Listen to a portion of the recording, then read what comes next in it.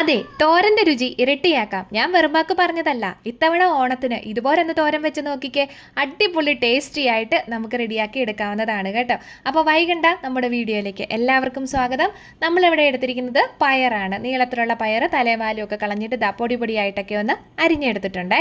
അപ്പോൾ ഇനി നമുക്ക് ഇതിനെ ഒന്ന് പാകപ്പെടുത്തിയെടുക്കണം. അതിനായിട്ട് നമ്മൾ ചട്ടിയിലാണ് കറി തയ്യാറാക്കുന്നത്. അതുകൊണ്ട് തന്നെ ചട്ടി ഒന്ന് ചൂടായി വന്നതിന് ശേഷം വെളിച്ചെണ്ണ ഒഴിച്ചു കൊടുത്തിട്ടുണ്ട്. എണ്ണയും കൂടെ ചൂടായതിന് ശേഷം കടുക് ഇട്ട് കൊടുക്കുന്നുണ്ട്. ലേശം കൂടി പോയിട്ടുണ്ട്. ഇത്രയും കടുകിൻ്റെ ആവശ്യമില്ല കേട്ടോ. അപ്പോൾ കടുകൊക്കെ ഒന്ന് പൊട്ടി വന്നതിന് ശേഷം നമ്മൾ അതിലേക്ക് കുറച്ച് കറിവേപ്പില ചേർത്ത് കൊടുക്കുന്നുണ്ട്. കൂടെ തന്നെ നമ്മൾ അരിഞ്ഞു വെച്ചിരിക്കുന്ന പയറെല്ലാം കൂടെ ഇട്ട് കൊടുക്കാം.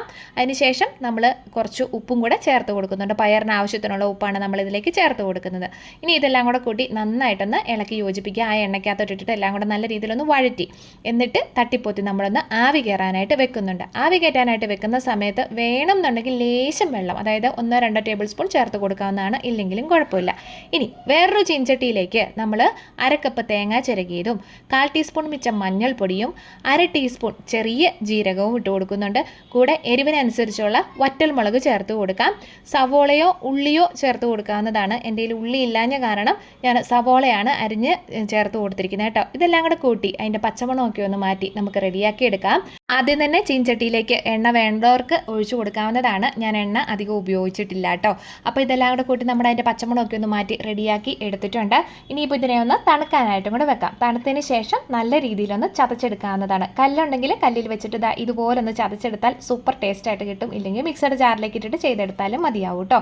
ഇനിയിപ്പോൾ നമ്മുടെ ആവി കയറാനായിട്ട് വെച്ചിരുന്ന പയറൊക്കെ ഇവിടെ റെഡി ആയിട്ടിരിപ്പുണ്ട്. ഒരു 1/4 വേവോളം തന്നെ ആയിരിപ്പുണ്ടായിരുന്നു. ഒന്ന് നല്ല രീതിയിലൊന്ന് ഇളക്കി കൊടുക്കുന്നുണ്ട്. അതിലേക്ക് നമ്മൾ അരപ്പും കൂടെ ചേർത്ത് കൊടുക്കാം. അരപ്പ് ചേർത്ത് കൊടുക്കുന്ന സമയത്ത് ലേശം വെള്ളം 1-2 ടേബിൾ സ്പൂൺ വെള്ളം ചേർത്ത് കൊടുക്കുകയാണെന്നുണ്ടെങ്കിൽ അടിയിൽ തേങ്ങ ചേർത്ത് കഴിഞ്ഞതിന് ശേഷം ചിലപ്പോൾ അടിയിൽ ചെറുതായിട്ട് പിടിച്ചേക്കാം. അതുകൊണ്ട് തന്നെ കേട്ടോ ചേർത്ത് വേണമെങ്കിൽ കൊടുത്തിരുന്നാലും മതിയാവും. പിന്നെ വീഡിയോ കണ്ടുകൊണ്ടിരിക്കുന്ന സമയത്ത് നമ്മുടെ ചാനലിലെ ഒരുപാട് കുട്ടി റെസിപ്പീസ് എല്ലാം അപ്ലോഡ് ചെയ്തിട്ടുണ്ട്. കാണാത്തവരുണ്ടെങ്കിൽ ഒന്ന് കയറി കണ്ടു നോക്കിയിട്ട് അഭിപ്രായം പറയണം. അതുപോലെ ഓണത്തിൻ്റെ റെസിപ്പീസും ഉണ്ട്. കുറേയൊക്കെ ലിങ്ക് ഞാൻ ഈ വീഡിയോയുടെ കൊടുത്തേക്കാവേ. അപ്പോൾ നമ്മൾ എല്ലാ തേങ്ങയുടെ അരവെല്ലാം കൂടെ ചേർത്ത് നമ്മളൊന്ന് തട്ടിപ്പൊത്തി മൂടി വയ്ക്കുന്നുണ്ട്.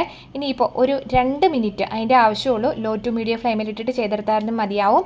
എല്ലാം കൂടെ ഒന്ന് സെറ്റായി വരാൻ വേണ്ടിയിട്ട്. ഇപ്പം നമ്മളൊരു 2 മിനിറ്റിന് ശേഷം ഒന്നുകൂടെ ഒന്ന് തുറന്ന് എല്ലാം കൂടെ ഒന്ന് തോർത്തിയിട്ട് കൊടുക്കുന്നുണ്ട്. അതിൻ്റെ ആവി വെള്ളവും എല്ലാം കൂടെ ഉണ്ടല്ലോ, അതൊക്കെ ഒന്ന് വറ്റി കിട്ടാൻ വേണ്ടിയിട്ടാണ് ഇതുപോലെ ചെയ്തെടുക്കുന്നത്. അതവിടെ ഇരുന്ന് റെഡി ആവട്ടെ.